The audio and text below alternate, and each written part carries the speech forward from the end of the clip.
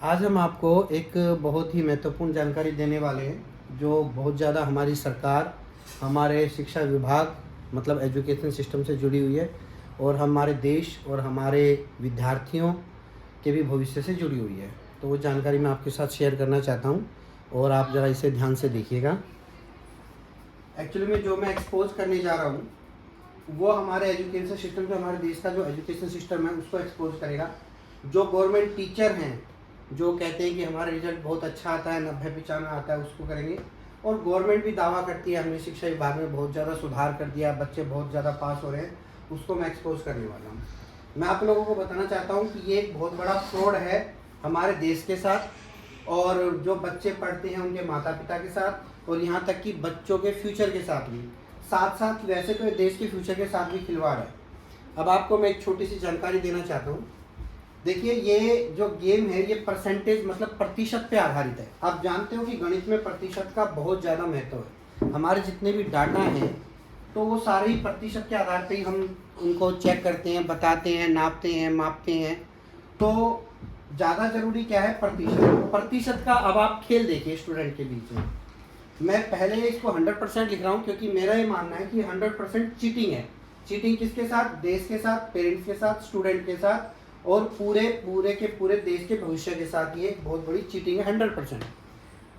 अब आप देखिए कि हमारे देश में इस वक्त 97%, 97% जो बच्चे हैं वो पास हो जाते हैं, जैसा कि दावा हमारे मुख्यमंत्री जी करते हैं। 97%, तो 97% बच्चे पास हो जाते हैं। लेकिन वो देखिए सिस्टम क्या है पास होने का। हमने एक वीडियो में देखा था कि इस अंग्रेज जो बच्चे हैं, जब ये सिस्टम बनाया गया कि हम कितने परसेंट पे बच्चों को पास करेंगे, तो तय हुआ कि 33% पे इंडियन बच्चों को पास कर देना चाहिए। अगर वो 100 में से 33 नंबर लाते हैं, मतलब 33% नंबर लाते हैं तो वो पास हो जाएंगे। तो 33% का आंकड़ा आया कहाँ से? 33% का आंकड़ा आया 66% से, क्योंकि उस समय पे ये कहते हैं कि अंग्रेजों को 66% नंबर लाने पड़ते थे पास होने के लिए। लेकिन क्योंकि वो ये मानते थे कि हम इंडियन उनसे बुद्धि में आधे हैं, तो इसीलिए हम 33% पे पास होते थे। मतलब अंग्रेज पास होते थे 66% पे, लेकिन इंडियन के लिए जो पैमाना रखा गया वो लगा 33%, बिकॉज हम अंग्रेजों से बुद्धि में आधे थे। लेकिन आप आज का एजुकेशन अगर सिस्टम देखेंगे तो शायद आपको नहीं पता होगा कि आज बच्चे 16% पे पास हो रहे हैं। मतलब अंग्रेजों ने तो हमें अपने आप से आधी बुद्धि का बताया ही बताया था, लेकिन हमारे खुद के नेता, एजुकेशन सिस्टम, गवर्नमेंट, जो भी हमारा एजुकेशन सिस्टम है वो कह रहा है कि तुम 33% के भी लायक नहीं हो, तुम 16% पे हो, तुम उससे भी आधे बुद्धिहीन हो। इट्स मीन कि हम अंग्रेजों से 25% ही समझदार हैं। इसका मतलब ये है। अब आप कहोगे नहीं हम तो 33% पे पास होते हैं, तो 16% का आंकड़ा आया कहाँ से? मैं आपको बताता हूँ। देखो, 100 नंबर का पेपर होता है आपका किसी भी सब्जेक्ट का, उसमें से 20 नंबर का प्रैक्टिकल होता है और 80 नंबर का थ्योरिकल। अब 20 में से 20 स्कूलों में नंबर मिल जाते हैं, तो बाकी के 80 में से पास होने के लिए बच्चों को केवल 13% नंबर लेके आने 13 नंबर लेकर आने होते हैं। मतलब 33% बच्चे के नंबर आ गए और वो बच्चा पास हो गया।